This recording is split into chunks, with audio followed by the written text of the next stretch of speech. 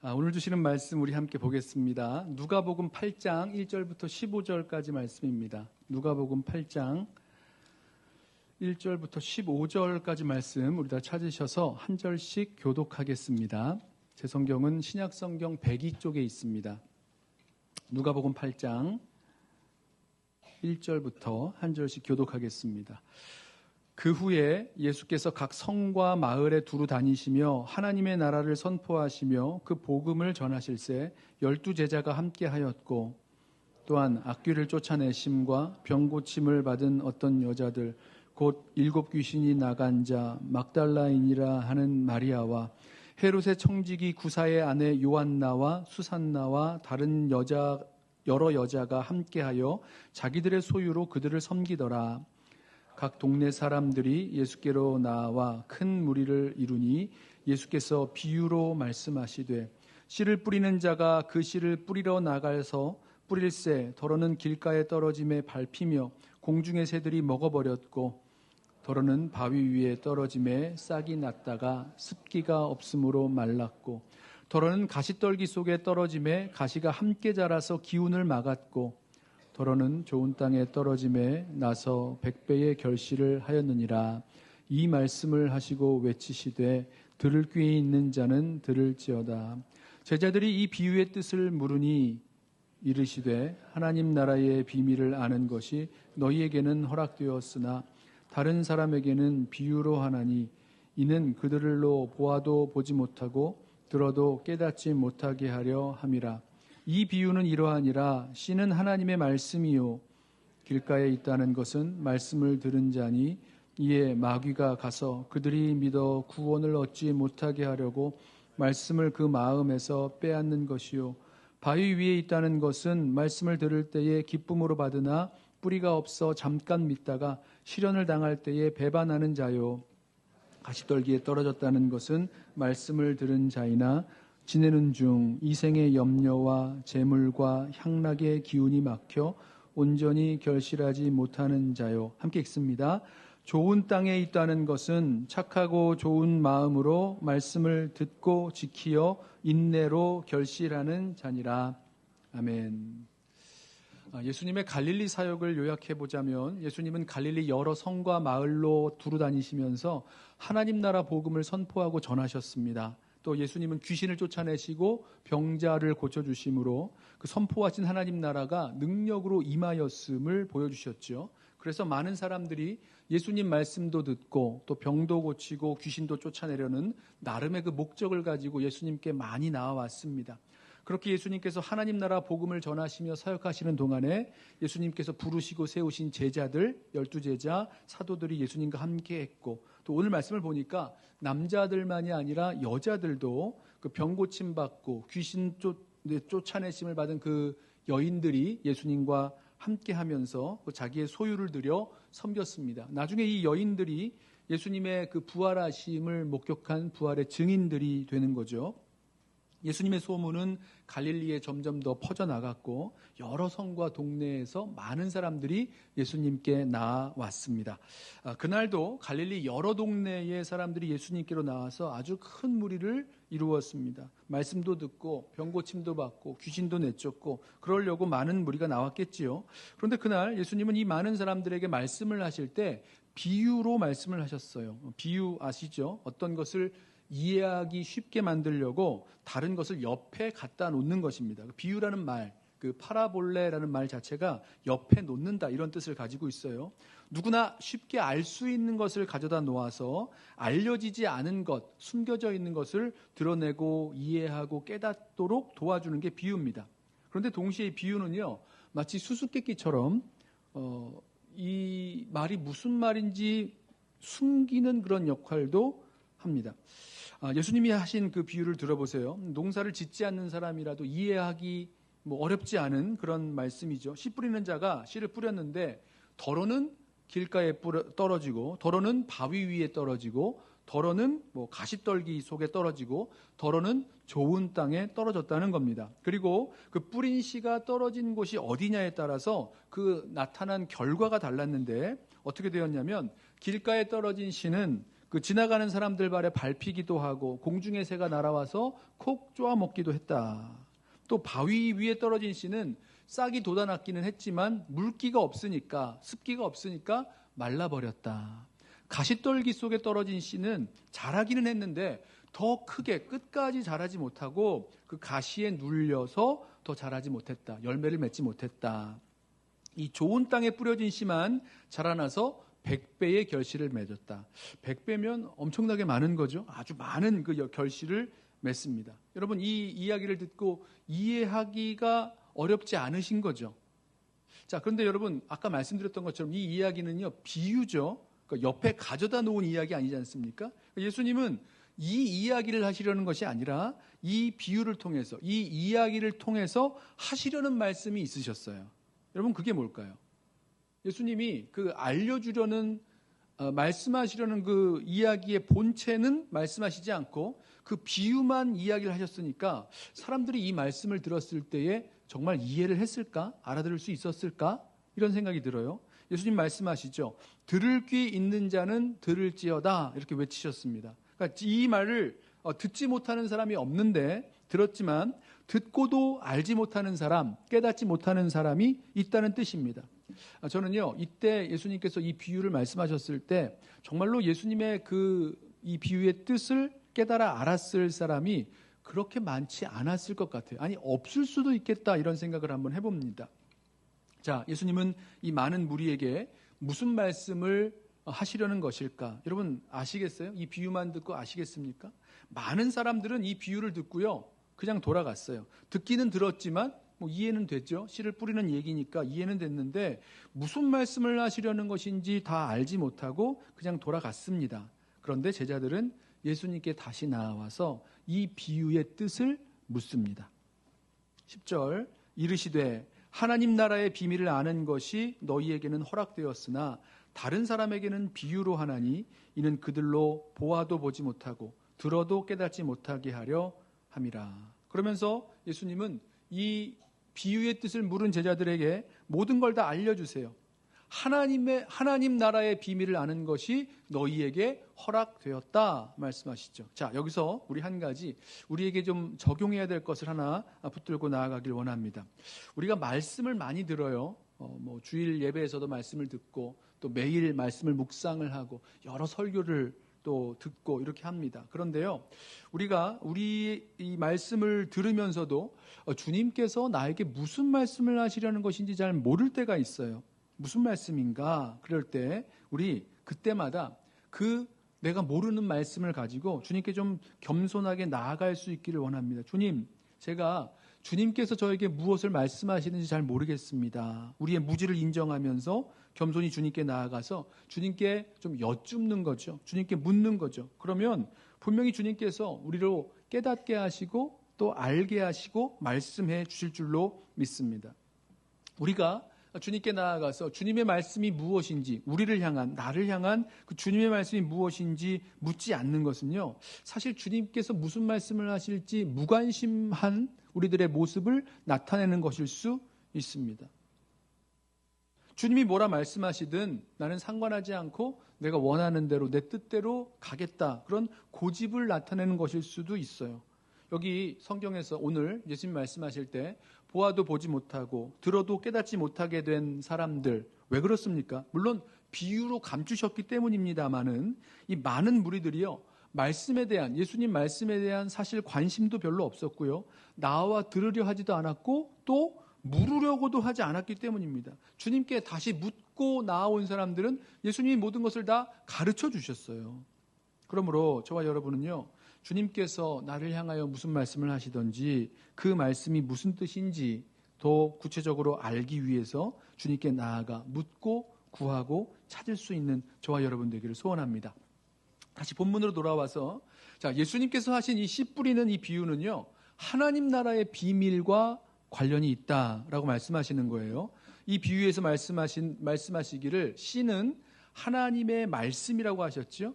예수님께서 갈릴리 여러 성읍과 마을들을 돌아다니면서 하신 하나님의 말씀이 있습니다. 뭐죠? 하나님 나라의 복음을 말씀하셨어요. 그러니까 하나님 나라는 하나님의 말씀으로 다스려지는 나라지 않습니까? 이 말씀을 들은 사람들이 하나님 말씀으로 다스림을 받을 때 하나님의 나라가 임하고 구원의 역사가 이루어지는 거죠. 자, 하나님 말씀을 지켜 행할 때 하나님의 그 다스리심을 경험하게 되는 것입니다. 자, 이제 좀 더 구체적으로 예수님의 설명을 좀 들어보실까요? 11절. 이 비유는 이러하니라. 씨는 하나님의 말씀이요 길가에 있다는 것은 말씀을 들은 자니. 자, 씨가 하나님의 말씀이라고 말씀드렸죠. 씨가 길가에 떨어졌다는 것은 하나님의 말씀을 들은 사람들을 의미합니다. 말씀을 들은 사람들은 곧 씨가 이 땅에 뿌려진 그 사람들인 거죠. 씨가 뿌려진 땅인 것입니다. 자, 예수님의 설명을 잘 들어보세요. 여기 4가지 땅에 씨가 떨어진 것을 설명하시면서 이것은 모두 말씀을 들은 사람들을 의미한다라고 말씀하십니다. 12절에 길가에 있다는 것은 말씀을 들은 자요 이렇게 말씀하잖아요. 13절에서 바위에 있다는 것은 말씀을 들을 때에 그리고 그 이후에 배반하는 자요 이렇게 말씀합니다. 14절에 가시떨기에 떨어졌다는 것은 말씀을 들은 자나 결국은 결실하지 못하는 자다 이렇게 말씀하시죠. 15절 좋은 땅에 있다는 것은 말씀을 듣고 결실하는 자다 이렇게 말씀을 합니다. 무슨 말씀이죠? 똑같이 하나님 말씀, 하나님 나라 복음의 말씀을 들었어요. 하지만 그 결과는 달랐습니다. 하나님의 말씀을 들은 자들이라는 것은 똑같아요. 똑같이 씨를 뿌린 거죠. 그러나 그 결과는 달랐습니다. 왜 다른 결과가 나온가? 씨앗이, 비유를 통해서 말씀하시는 거죠. 씨앗이 떨어진 땅이 달랐기 때문이다. 즉 말씀에 반응하는 사람들이 달랐기 때문입니다. 다른 반응이었다는 거죠. 자, 이 땅이 어떻게 다른가? 이 씨, 말씀을 어떻게 받았는가? 이것도 이제 보여주는 건데, 특별히 누가복음은 이 다른 그 전치사들을 사용해서 4가지 땅의 그 다른 특성을 이제 부각시켜 줍니다. 5절 보면 더러는 길가에 떨어졌다라고 말하는데요. 이 헬라어 성경으로에서는 파라라는 전치사를 씁니다. 영어 성경 보니까 along the path 이렇게 씁니다. along이라는 전치사를 써요. 길가에 떨어지는 것. 또 6절에 더러는 바위 위에 떨어졌다 말씀하세요. 에피라는 전치사를 쓰는데 이것은 on the rock입니다. 뭐죠? 바위 위에가 되는 거죠. 또 7절 더러는 가시떨기 속에 떨어졌다 말씀하시죠. 메소라는 그 전치사를 쓰는데요. 영어로는 어몽입니다. 그 안에 그것들 가운데에 어몽 그 사이에 떨어졌다 말씀합니다. 또 8절 더러는 좋은 땅에 이 8절이 이 전치사가 정확히 번역이 안 됐는데요. 좋은 땅 안으로 떨어졌다 이렇게 말씀합니다. 에이스라는 전치사를 쓰는데 into good soil 이렇게 번역이 되어 있습니다. 자, 드리려는 말씀은 이거예요. 하나님 말씀을 마지막에 이 좋은 땅에 떨어진 그 씨앗은 어디로 떨어졌다고요? into 안으로 떨어지는 거예요. 하나님 말씀을 자신 안으로 받아들이는 사람은 100배의 결실을 하지만 말씀이 내 안이 아니라 길가처럼 뭐 옆에 비껴놓는다거나 아니면 그 바위 위처럼 자기 위에 올려놓는다거나 아니면 가시떨기 속처럼 여러 가지 다른 것들이 섞여 있는 사이에 존재하게 되면 열매를 맺지 못한다는 거예요. 하나님의 말씀을 자신의 존재 안으로 자기 안으로 받아들이는 사람만이 100배의 결실을 맺게 되는 것입니다. 결국은 열매를 맺는 것이 문제지요. 열매를 맺는 것이 그 결과요 목적이 되는 것입니다. 사실 이 비유에서 이 씨, 말씀의 씨앗이죠. 하나님 나라 복음의 씨앗이 자라나서 맺는 그 열매가 무엇이냐, 결실이 무엇이냐, 그것은 구체적으로 말하지 않아요. 하지만 2가지를 유추해 볼 수가 있는데 첫 번째는 말씀을 듣고 믿어 구원을 얻는 결과, 결실이라고 볼 수 있습니다. 우리 12절 말씀 같은 거 보면 믿어 구원을 얻지 못하게 하려고 마귀가 말씀을 뺏어갔다 이런 말씀이 나와요. 또 13절에 보면 잠깐 믿다가 시련을 당할 때 배반한다 이런 말씀도 나오죠. 그러니까 이 말씀의 씨앗의 열매, 결실은 뭐냐면 그 말씀을 믿어 구원받는 것을 말한다 이렇게 말할 수 있습니다. 믿음은 들음에서 나고 들음은 하나님의 말씀에서 나는 거죠. 그리고 믿음으로 말미암아 구원을 얻는 것 말씀합니다. 또 한 가지 하나님의 다스리심에 순종하는 그 삶의 결과들을 결실로 볼 수가 있어요. 그러니까 이 비유가 하나님 나라의 그 비밀을 설명하기 때문에 하나님의 말씀으로 통치하실 때 그 순종하는 우리 성도들에게 오늘 말씀에서 보면 제자들이죠. 그 제자들에게 일어나는 여러 가지 삶의 결과들, 순종의 결과들, 이런 것들을 열매, 결실이라고 말씀할 수 있습니다. 좋은 나무에서 좋은 열매가 맺힌다, 이런 말씀도 하셨었죠. 자, 하나님 나라 복음의 말씀을 믿어 구원받고 말씀에 순종함으로 하나님의 다스리심을 받는 그 삶의 변화가 또 구원이고 또 열매, 결실이라고 한다면, 예수님은 이 비유를 통해서 이 제자들에게 무엇을 말씀하시려는 것인가? 뭘까요? 이 제자들이, 저와 여러분 포함하는 우리 제자들이 하나님 나라의 열매 맺는 백성 되기를 원하셨기에 이 비유로 가르쳐 주시는 거죠. 자, 그리고 이 비유에서 우리는 어떻게 하면 하나님 나라의 백성이 열매 맺는 백성, 결실하는 백성이 될 수 있는지를 찾게 됩니다. 먼저 우리 결실하지 못하게 되는 그 이유들을 찾게 돼요. 이 100배의 결실을 맺는 그 좋은 땅 말고 세 가지 결실하지 못하는 땅이 나오죠. 자, 이 땅들, 하나님 나라 그 복음의 말씀에 어떻게 반응하느냐가 결실하느냐, 결실하지 못하느냐를 결정합니다. 그러니까 결실하지 못하게 되는 그 반응들, 원인들을 좀 찾아낼 수 있고, 그걸 뒤집어서 어떻게 하면 결실할 수 있었겠구나, 이렇게 유추할 수 있는데, 첫 번째는요, 말씀은 들었으나 마음에서 말씀을 빼앗긴 자에 대한 이야기입니다. 12절이죠. 길가에 있다는 것은 말씀을 들은 자니 이에 마귀가 가서 그들이 믿어 구원을 얻지 못하게 하려고 말씀을 그 마음에서 빼앗는 것이요, 말씀합니다. 자, 그 첫 번째 비유에서, 요즘 비유를 말씀하실 때 길가에 씨를 뿌려놨더니 사람들의 발로 밟거나 아니면 공중의 새가 와서 쪼아 먹었습니다. 이걸 비유하셨어요. 근데 이것이 무슨 뜻이냐면, 마귀가 와서 하나님의 말씀을 그 마음에서 빼앗아간 것이라고 해석을 해주셨어요. 여러분, 이 말씀을 믿어서 구원받지 못하게 하려고 말씀을 마음에서 빼앗아간 것입니다. 누가요? 마귀가. 마귀가 누구보다 더 잘 아는 게 바로 이 내용이죠. 이 말씀이, 이 복음의 말씀이, 이 복음의 말씀을 믿음으로 구원받게 되는 것을 알기 때문에 어떻게 해서든지 그 말씀이 우리 가운데 들어오지 못하도록 말씀을 빼앗아가는 일을 하는 거죠. 하나님 나라의 말씀이 마음에 떨어지기가 무섭게 말씀을 믿어서 하나님 나라가 우리들 가운데 임하지 못하도록, 하나님 나라를 바라지도 못하게 하도록, 또 하나님 나라의 그 구원의 은총을 경험하지 못하도록 말씀을 빼앗는다는 거예요. 여러분, 우리 말씀을 들을 때에 말씀을 읽고 묵상하고 또 설교의 말씀을 또 듣고 또 말씀을 나누는 여러 시간들 속에서 말씀을 듣는데 우리 마음 가운데 말씀을 잘 들으려고 하지 않으려는 마음들이 생겨날 때가 있습니다. 딴 생각도 나오고요.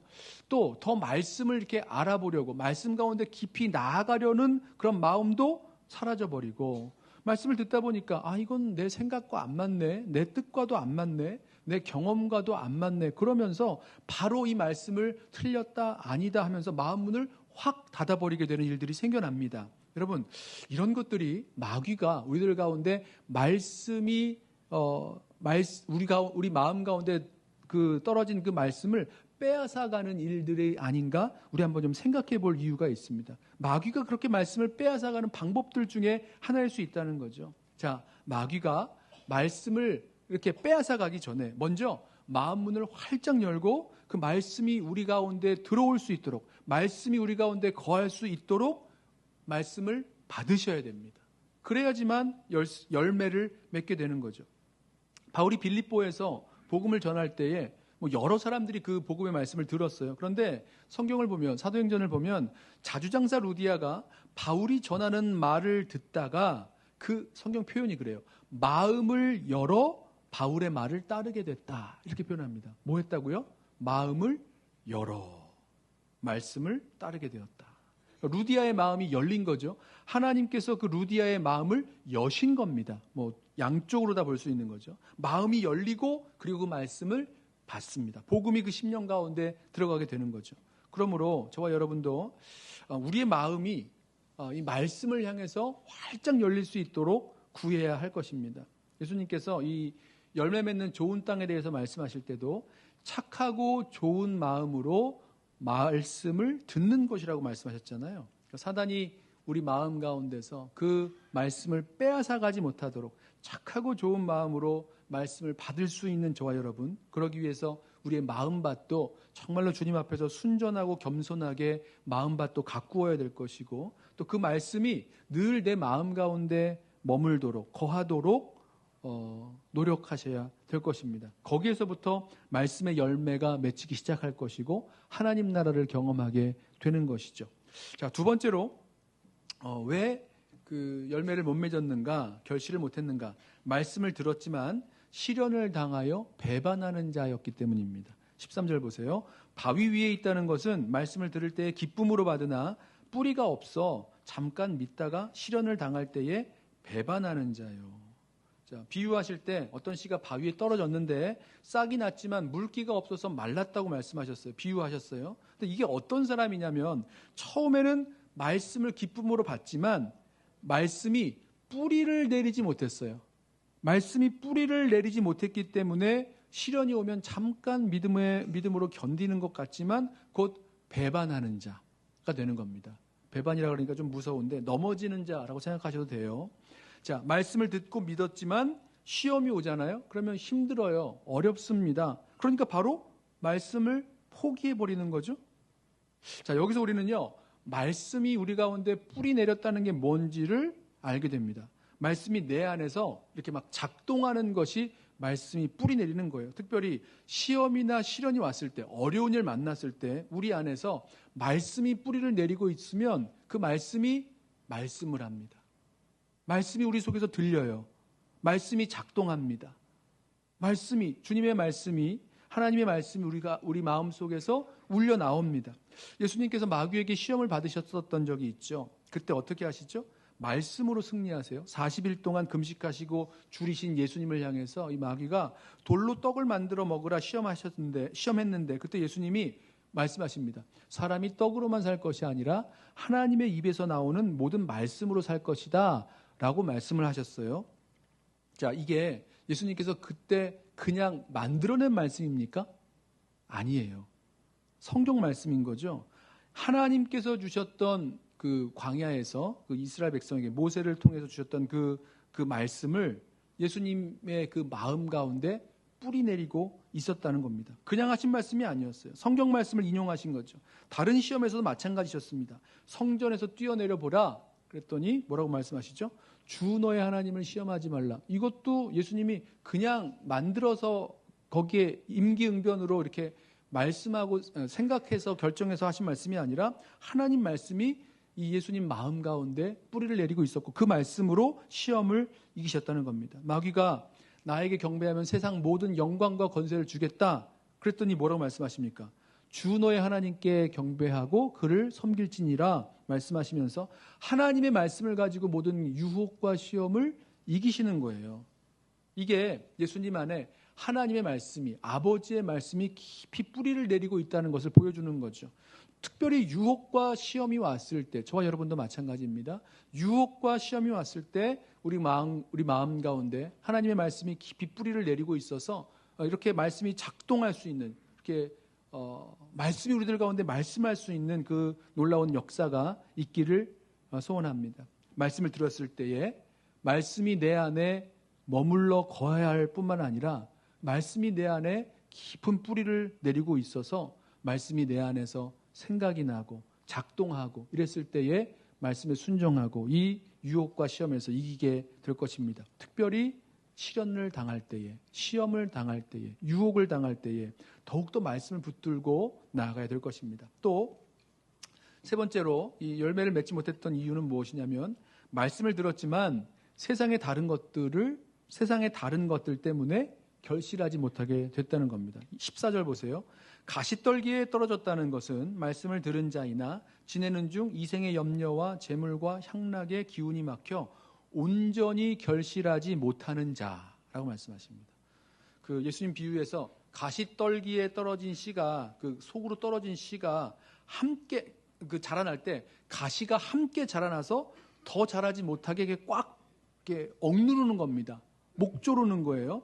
열매 맺지 못하도록 눌러버렸다라고 하셨는데 이건 어떤 사람을 말하는 거냐면 하나님의 말씀을 듣고 뿌리도 내리고 자라기도 했는데 가시들이 있었다는 겁니다. 같이 자라난 가시들. 뭐죠? 이생의 염려, 걱정, 근심 같은 거죠. 이게 더 크게 자랐어요. 이생의 재물, 부자가 되고 풍요하게 살려는 그런 마음 이런 것도 이게 더 크게 자랐습니다. 이생의 향락, 즐거움과 재미, 쾌락 이런 것들을 쫓아 살려는 그런 마음들이 더 크게 자라서 말씀의 씨앗이 더 자라지 못하도록 이렇게 눌러버린 거라고 설명을 하십니다. 그래서 열매를 맺지 못했다는 거예요. 씨가 발화를 해서 뿌리도 내리고 자라나기도 했지만 열매를 맺기까지는 못하게 된 거죠. 저는 이 모습이 마귀가 우리 성도들의 마음을 빼앗아 버리는 모습이라고 생각을 합니다. 우리 마음을 하나님 나라와 하나님 말씀에서 우리 주님께 집중하면서 살아가야 될 터인데 거기에서 우리의 관심을 뺏어버리고 시선을 뺏어버려서 다른 데로 가게 하는 거죠. 그래서 믿음의 뿌리는 있지만 열매를 맺지 못하게 되는 모습들은 어디서 나타나는가? 우리의 이 마음의 생각이 세상 것들로 이렇게 옮겨가 있기 때문이라는 겁니다. 여러분, 세상 살면서 염려, 걱정, 근심 없는 사람이 어디 있겠습니까? 세상 살면서 조금 더 풍요롭게, 풍족하게 살려는 그런 마음이 없는 사람 어디 있겠습니까? 세상 살면서 좀 재미있고 즐겁게 살려는 마음 없는 사람이 어디 있겠습니까? 다 있죠. 그런데 문제는 여기에 마음을 다 빼앗겨 버려서 우리 마음에 이 수많은 것들이 다 같이 막 강하게 공존하고 역사하는 겁니다. 마음이 얼마나 복잡하겠어요. 걱정, 염려, 근심도 있지만 동시에 어떻게 하면 잘 먹고 잘 살지, 어떻게 하면 돈 많이 벌지, 이런 것에 대한 생각들도 가득 차 있고, 어떻게 하면 재미있고 즐겁게 살지, 이런 것들이 가득 차 있으니까 결국은 하나님 나라 위에서 또 하나님 말씀에 순종하면서 살려던 우리들의 마음이 다 이제 더 이상 자라지 못하는 거죠. 하나님 원하시는 것, 하나님 나라와 그 복음의 말씀에 순종하는 것이 아니라 세상의 유혹에 흔들리고 순종해서 결국은 나의 안전과 나의 만족과 나의 유익을 위해서만 선택해버리는 것입니다. 그 결과 열매를 맺을 수 없는 거죠. 순종하지 못하는데 어떻게 열매를 맺습니까? 예수님께서 제자들에게 너희는 먼저 그의 나라와 그의 의를 구하라 말씀하셨죠? 그 이유가 여기 있습니다. 하나님 나라와 하나님의 말씀에 하나님의 그 의에 우선순위를 잃어버린다면 결국은 세상 유혹과 자기 욕심이 더 크게 자라나서 하나님 나라를 위한 헌신도 못하게 되어지고 아무런 열매도 맺지 못하게 되어진다 말씀하십니다. 자, 여러분, 저와 여러분, 이 세 가지를 좀 정리를 해보면 어떻게 하면 열매 맺지 못하게 되는가 이 말씀을 좀 정리를 해보면 이렇게 되는 거죠. 여러분, 우리에게 주신 그 말씀을 빼앗기지 않도록 말씀이 꼭 내 안에 거하게 하셔야 됩니다. 말씀이 내 가운데 자리 잡게 하셔야 되는 겁니다. 또 말씀을 배반하지 않도록 말씀이 내 안에 깊이 뿌리가 내리게 하셔야 됩니다. 그리고 마지막으로 말씀이 결실하도록 말씀이 내 안에 우선순위를 지키고 있어야 됩니다. 다른 어떤 것보다도 다른 것이 내 안에서 이야기하기 전에 말씀이 먼저 나에게 이야기하도록 말씀의 우선순위를 지킬 수 있는 저와 여러분 되기를 소원합니다. 자, 마지막 15절에서 예수님께서 아주 분명하게 어떻게 결실을 하게 되는지에 대해서도 말씀하시죠.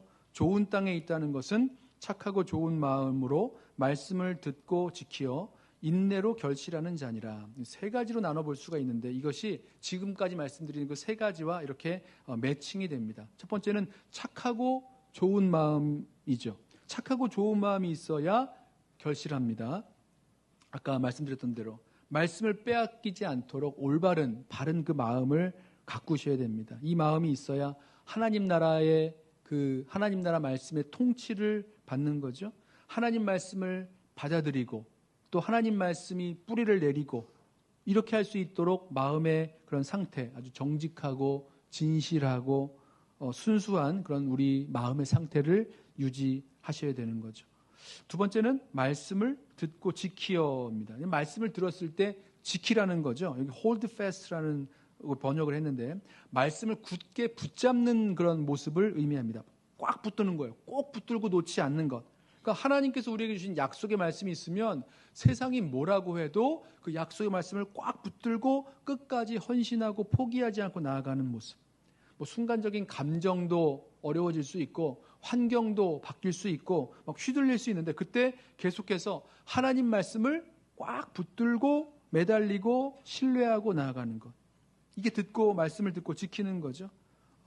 우리 야한갑 선교사님 오셨을 때 그 그 말씀 증거하시면서 마지막에 이런 말씀하셨어요. 하나님이 가라 하시면 가고, 하나님이 하라 하시면 하고, 하나님이 하시면 된다. 이게 선교사님이 처음에 그 선교 사역을 시작하면서 그 마음에 주셨던 마음이라고, 말씀이라고 하셨는데, 이런 거죠. 이런 모습인 거죠. 하나님께서 뭐라고 말씀하시든지 가라고 말씀하시면 가는 겁니다. 그 말씀을 듣고 지키는 거죠. 하라고 하시면 하는 겁니다. 그리고 정말 안 될 일 같지만 하나님께서 하신다고 하시면 이건 되는 줄로 믿고 순종하는 겁니다. 이런 모습들이요.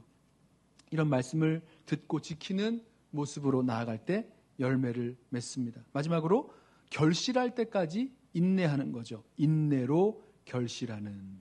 결실하기까지 인내하는 것. 뭐 여러 가지 외적인 어려움도 있었고요. 우리 아까 보았던 것처럼 외적인 어려움도 있었고 내적인 유혹도 있었고 모든 압박이 이렇게 몰려오는데 그때 그 압박을 끝까지 견디면서 인내하는 것. 하나님의 약속과 소망의 말씀을 붙들고 뭐 여러 가지 어려운 일들이 생기겠지만 그때 말씀을 신뢰하고 그 말씀을 붙들고 인내하며 나아가는 것. 그랬을 때 열매를 맺게 되는 것입니다. 사랑하는 성도 여러분, 오늘 이 비유를 통해서 예수님께서 저와 여러분에게 원하시는 것은 다른 사람들처럼 말씀을 듣고도 열매를 맺지 못하는 자들이 아니라 말씀을 듣고 반드시 열매를 맺는 저와 여러분 되기를 원하시기에 이 비유의 말씀을 저와 여러분에게 주신 줄로 믿습니다. 사랑하는 우리 성도 여러분들 심령 가운데 말씀이 우리 안에 거하게 하십시오. 그리고 그 말씀이 우리 가운데 깊이 뿌리를 내려서 어려운 일들이 있을 때에 그 말씀으로 이겨나갈 수 있게 하십시오. 그리고 그 어떤 것보다도 말씀을 내 삶에 가장 우선순위를 두고 살아갈 수 있는 저와 여러분. 그래서 오늘 주님께서 말씀하셨던 것처럼 착하고 좋은 마음으로 말씀을 듣고 지키어 인내로 결실하는 저와 여러분 되시기를 주님의 이름으로 부탁하며 축원합니다.